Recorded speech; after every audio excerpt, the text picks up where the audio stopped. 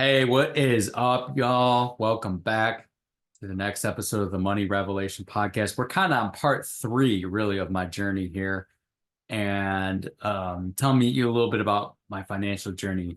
So we talked about everything, my wife getting me on track many years ago, me not knowing a lot about finances. We bought our house. She told me she had to quit her job. A lot of stuff is happening, right? Yeah. So the final major part of my kind of my opening journey, I wanted to tell you guys a little bit about, takes us to the years about 2015 to 2017. Now we at this point we have been in the house for a bit now, and both of our, excuse me, goals in life were always, you guys, we wanted a house. We wanted two dogs, we wanted two kids, not necessarily in that order. So in late 2015, we started the process of adoption. Some of you know that. And seeking our first child, we adopted both our children.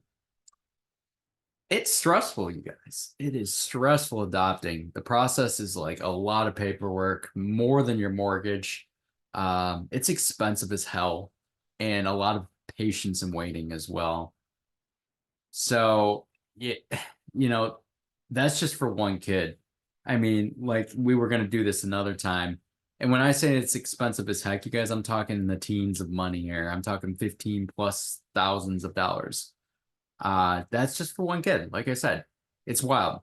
But it was our only choice for our goal. We wanted our two kids. That's how we wanted to do it. And it had to get done. So how did we, you're like, well, how did you got two kids, and 30 grand, whatever, maybe more than that. How did you afford it without like hitting the lottery or something like that?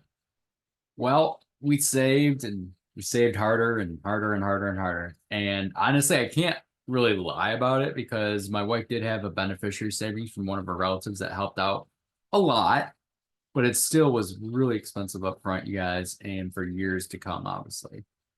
Kids are, as I posted recently, kids are expensive until they hopefully leave at 18. But honestly, in realistic terms, a lot of people go to college and hang out with their parents in their house for a few more extra years. So it's not as common, I don't feel like, anymore. That's just what I think. Um, a lot of kids, like I said, live with them through college and until they at least earn enough to go out on their own.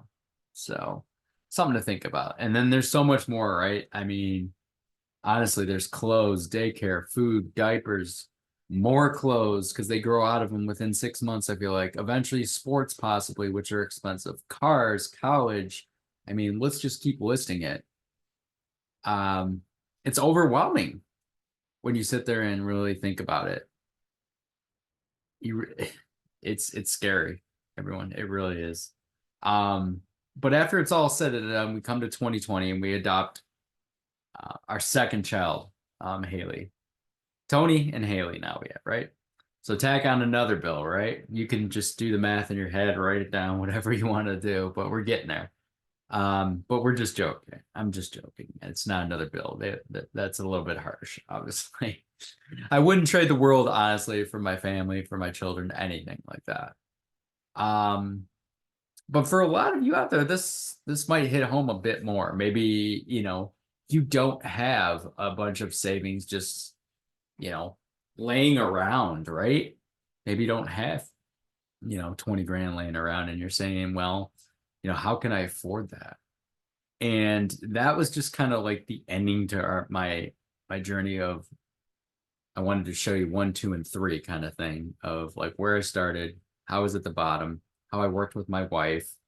We achieved the goals that were most important to us, and we found a way to do it, you guys. Whether we had a little bit of help or not, it didn't it didn't cover all, it didn't cover the whole thing. Let's just put it that way. Like everything combined, when you add everything up, it didn't cover all that.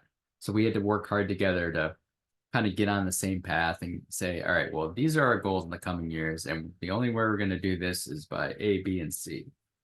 And so that's kind of the journey I wanted to show you. I thought this would be kind of helpful to kind of just see that even, what are we in here, 2024?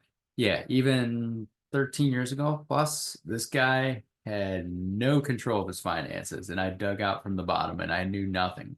And I've got to a pretty good place in my life. Obviously, things come up 2023.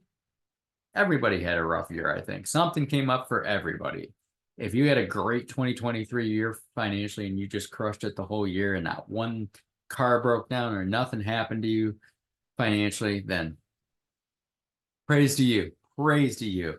That's amazing. But I would say a large percentage had a pretty huge financial blunder, but it's over, you can overcome it.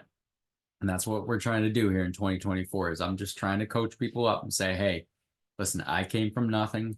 I came from literally knowing not anything about my bank account hardly, other than I took money out, put money in. That was about it. Maybe wrote a check back in the day, to where I am now, coaching people, coaching couples on what it takes to get to the savings, to the financial goals that you want that are most important to you.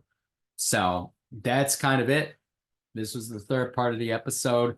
I think this is episode 9. I always try and do 10 episodes a season. So I will have one more episode in season 2. And yeah, I don't know. Maybe I'll have a guest on. I'm kind of working it out. I want to make it a big bang, I guess you could say, for the end of season 2.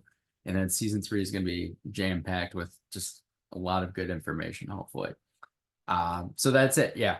Thank you again for joining this episode of the Money Revelation podcast. And I'll see you next time. As always, stay blessed and positive.